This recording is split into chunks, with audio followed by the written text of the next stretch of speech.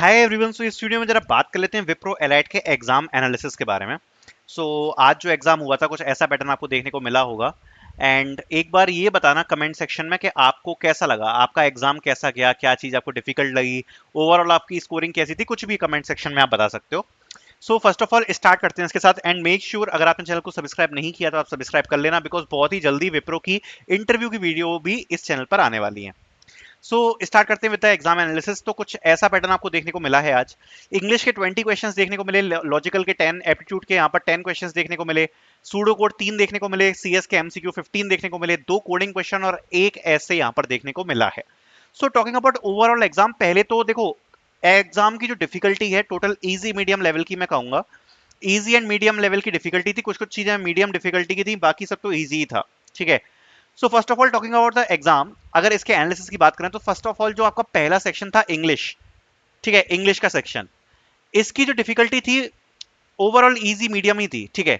लेकिन कुछ कुछ जगह पर जो पैराग्राफ वाले क्वेश्चंस देखने को मिले हैं वो थोड़े से डिफिकल्ट यहां पर देखने को मिले थे। ठीक है। और दूसरी बात मैं आपको एक और चीज क्लियर करना चाहता हूं कि यहां पर कोई भी सेक्शनल कट ऑफ नहीं है। सेक्शनल कट ऑफ नहीं है। ठीक है। जो आपने एग्जाम दिया है ये पूरे स्कोर जो है इसका वो कैलकुलेट होगा। ठीक है। ओवरऑल आपका स्कोर कैलकुलेट होने वाला है। एंड ओवरऑल स्कोर होकर जो भी आपका फाइनल स्कोर बनेगा उसके हिसाब के यहां पर आपकी मेरिट लिस्ट तैयार होने वाली है। अगर फॉर एन एग्जाम्पल अगर आपका इंग्लिश बहुत ही ज्यादा अच्छा गया, 20 में से मान लो कि आपने 20 में से अराउंड यहां पर 18-19 क्वेश्चंस कर दिए, लेकिन मान लिया कि आपका लॉजिकल यहां पर काफी खराब हो गया, लॉजिकल में आप केवल 3 क्वेश्चंस कर पाए, तो थोड़ी सी चीजें कंपनसेट हो जाएंगी, क्योंकि सेक्शनल नहीं देखा जाएगा, कट ऑफ कैसे देखा जाएगा, ओवरऑल कंबाइन करके। तो अगर आपका कोई एक सेक्शन खराब हो गया है लेकिन आपका अगर दूसरा सेक्शन काफी ज्यादा अच्छा गया है तो वो चीज यहाँ पर कंपनसेट कर देगी इस चीज को, है ना। ये चीज एक काफी बढ़िया है। बट थोड़ा सा आगे देखते हैं इसके हिसाब से कि कैसा क्या रहने वाले हैं। तो देखो सबसे पहले फर्स्ट ऑफ ऑल इंग्लिश के अगर हम बारे में बात करें, इसका जो कट ऑफ है इंग्लिश का 20, आप मान के चलो कि 14 टू 15 टच कर जाएगा।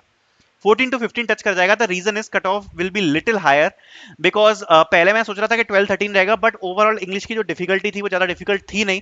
14 टू 15 आप मान के चलो इसका कट ऑफ रह सकता है।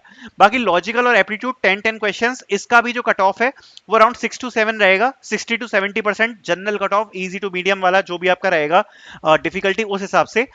सबसे ज्यादा जो इंपॉर्टेंट पार्ट है वो उस पर मैं आता हूं, that is CS MCQ, pseudo code and coding. ठीक है।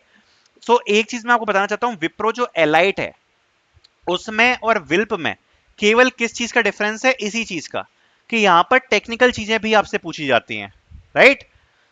और यहां पर जो विप्रो एलाइट है उसमें जर्नली देखा गया है कि जो वेटेज दिया जाता है ज्यादा वो टेक्निकल चीजों को ज्यादा दिया जाता है। तो जो आपके सूडो कोड हैं, जो आपके एमसीक्यूज हैं, जो आपके कोडिंग क्वेश्चंस हैं, वो थोड़े से इस पे अगर आप स्कोर हाई कर दोगे तो आपका चांस थोड़ा सा ज्यादा बन जाता है सिलेक्शन का।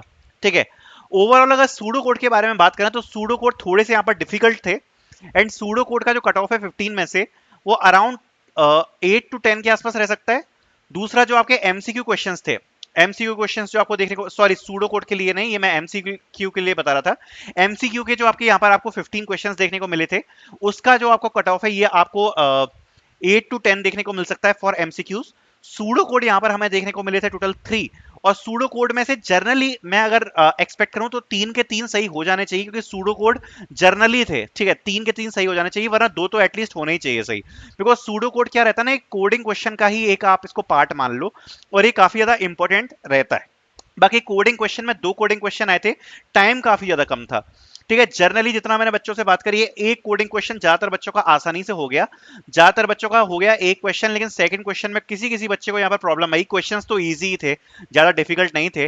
जो सेकंड क्वेश्चन है उसमें ज्यादातर बच्चों को दिक्कत आई। तो जो कोडिंग क्वेश्चन है उसका जो ओवरऑल कट ऑफ है 1+ रह सकता है, या हो सकता है कि अगर यहाँ पर आपने एमसीक्यू और यहां पर जो आपका सूडो कोड है उसमें अगर आपने अच्छा परफॉर्म कर दिया हो तो ये चीज कंपनसेट हो जाएगी, बिकॉज ऐसा मैंने बताया ओवरऑल यहां पर कट ऑफ कैलकुलेट होता है। बट ओवरऑल अगर हम इसके बारे में बात करें, अगर आपके इंग्लिश में 14 टू 15 क्वेश्चंस, बाकी एप्टीट्यूड में 10 में से आपके 6 टू 8 क्वेश्चंस, इंग्लिश में 6 टू 8 क्वेश्चंस, बाकी सूडो कोड में 3 में से 2 या 3, एमसीक्यूज में से अगर आपके 10 के आसपास, और अगर कोडिंग क्वेश्चन आपने 1+ कर दिया है तो यहां पर इस स्कोर के बाद आपका जो चांस है वो यहाँ पर थोड़ा हाई बन सकता है नेक्स्ट राउंड आने का। ओवरऑल इस बार का जो कट ऑफ है वो पिछले बार से ज्यादा रहेगा, ये बात भी मैं आपको क्लियर करना चाहता हूँ।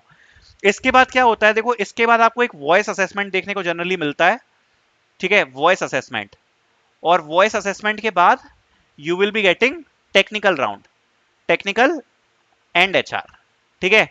सो मेक श्योर कि इसके बाद आप इन सारी चीजों की प्रिपरेशन स्टार्ट कर दो, बहुत जल्दी इसका राउंड ये आएगा, और जैसे ही आएगा तो हम आप लोगों को इन्फॉर्म कर देंगे। So thank you so much for watching.